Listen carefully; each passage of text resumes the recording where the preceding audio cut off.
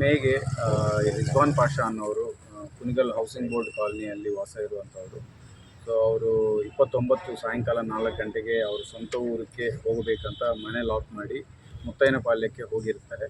So ಅವರು 30ನೇ ತಾರೀಕು ವಾಪಸ್ ಬಂದಾಗ ನೋಡಿಕೊಳ್ಳುವಾಗ ಅವರು ಮನೆಯಲ್ಲಿ ಇಟ್ಟಿರುವ ಸುಮಾರು 25 ಲಕ್ಷ ಕ್ಯಾಶ್ ಮತ್ತು 31 ಗ್ರಾಮ್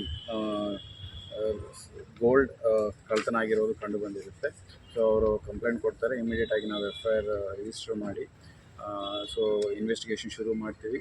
ಸೊ ಇನ್ವೆಸ್ಟಿಗೇಷನ್ ಶುರು ಮಾಡುವಾಗ ನಮಗೆ ಗೊತ್ತು ಬಂದಿರೋದೇನೆಂದರೆ, ಮಂಜುನಾಥ್ ಅಲಿಯಾಸ್ ಮಂಜು ಅನ್ನೋರು ಈ ಕಳ್ತನವನ್ನು ಮಾಡಿರೋದು ನಮಗೆ ಕಂಡುಬರುತ್ತೆ. ಸೊ ಅವ್ರನ್ನ ಅರೆಸ್ಟ್ ಮಾಡಲಾಗಿದೆ. ಅವ್ರನ್ನ ಅರೆಸ್ಟ್ ಮಾಡಿದಾಗ ನಮಗೆ ಕಂಡು ಬಂದಿರೋದೇನೆಂದರೆ, ಇವರು ಈ ಹಣವನ್ನು ಸೊ ಗ್ಯಾಮ್ಲಿಂಗ್ಗೆ ಖರ್ಚು ಮಾಡಿದರು ಅನ್ನೋದು ಕಂಡು ಬರ್ತಾ ಇದೆ. ಸೊ ಈಗ ನಮಗೆ ಸ್ವಲ್ಪ ಕಳ್ತನ ಮಾಡಿದರೆ ಸುಮಾರು 4,50,000 ವರ್ತ್ ಬೆಲೆ ಬಾಳುವ 31 ಗ್ರಾಮ್ಸ್ 4 ಚಿನ್ನದ ಬಳೆಗಳನ್ನು ಮತ್ತು ಅವರು ಯೂಸ್ ಮಾಡಿರುವ ಹೋಂಡಾ ಆಕ್ಸಿಸ್ ವಾಹನವನ್ನು ವಶಪಡಿಸಿಕೊಳ್ಳಲಾಗಿರುತ್ತದೆ. ಮಿಕ್ಕಿದ್ದು ಈಗ ಮುಂದಿನ ದಿನಗಳಲ್ಲಿ ಇನ್ವೆಸ್ಟಿಗೇಷನಲ್ಲಿ ನಾವು ಪತ್ತೆ ಹಚ್ಚಲಾಗುತ್ತೆ.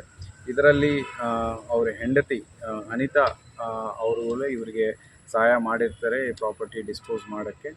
ಸೊ ಹಾಗಾಗಿ ಅವ್ರನ್ನೂ ಸಹ ನಾವು ಅರೆಸ್ಟ್ ಮಾಡಿ ಮುಂದಿನ ದಿನಗಳಲ್ಲಿ ಇನ್ವೆಸ್ಟಿಗೇಷನ್ ಮಾಡಲಾಗುತ್ತೆ. ಮಂಜುನಾಥ್ ಯಾರು, ಮೂಲತಃ ಯಾವ ಊರು, ಎಷ್ಟು ಕೇಸ್ ಇದೆ? ಸೊ ಇವ್ರ ಮೇಲೆ ಸುಮಾರು ಕ್ರಿಮಿನಲ್ ಕೇಸಸ್ ಇದ್ದಾವೆ. ಸುಮಾರು 25-30 ಕೇಸಸ್ ಇದ್ದಾವೆ. ಎಲ್ಲ ಈ ಥರ ಪ್ರಾಪರ್ಟಿ ಅಫೆನ್ಸಸ್ ಮಾಡಿರೋದೇ ಕಂಡು ಬರ್ತಾ ಇದೆ. ಸೊ ಇವ್ರದ್ದು ಇನ್ನೂ ಬೇರೆ ಏನಾದರೂ ಮಾಡಿದಾರಾ, ಈ ಥರ ಏನಾದರೂ ನಡ್ಕೊಂಡಿದ್ದೀರಾ ಅನ್ನೋದು ತಿಳ್ಕೊಂಡು ನಾವು ಮುಂದಿನ ದಿನಗಳಲ್ಲಿ ಇನ್ವೆಸ್ಟಿಗೇಷನ್ ಮಾಡಬೇಕು. ಕದ್ದ ಹಣದಲ್ಲಿ ಗೋವಾದಲ್ಲಿ ಪಾರ್ಟಿ ಮಾಡ್ತಿದ್ರು. ಸೊ ಗ್ಯಾಮ್ಲಿಂಗ್ಗೆ ಯೂಸ್ ಮಾಡಿರೋದು ಅಂತ ಹೇಳ್ತಾ ಇದ್ದಾರೆ ಅವರು. ಈಗ ನಾವು ಮುಂದಿನ ದಿನಗಳಲ್ಲಿ ಅವ್ರನ್ನ ಕರ್ಕೊಂಡು ಹೋಗಿ ಎಲ್ಲೆಲ್ಲಿ ಹೋಗಿದ್ದಾರೆ, ಎಲ್ಲೆಲ್ಲಿ ಖರ್ಚು ಮಾಡಿದ್ದಾರೆ ಅನ್ನೋದನ್ನ ನಾವು ಇನ್ವೆಸ್ಟಿಗೇಷನ್ ಮಾಡಲಾಗುತ್ತೆ.